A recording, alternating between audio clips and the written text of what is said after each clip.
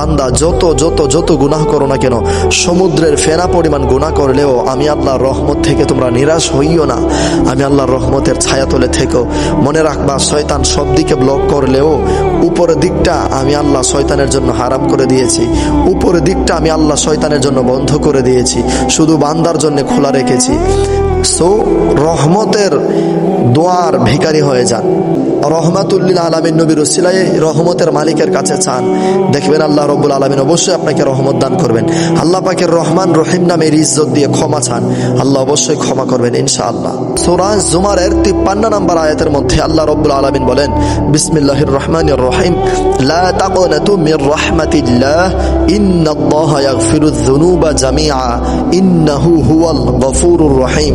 বান্দা যত যত যত গুনাহ করো না কেন, সমুদ্রের ফেনা পরিমাণ গুনাহ করলেও আমি আল্লাহর রহমত থেকে তোমরা নিরাশ হইও না।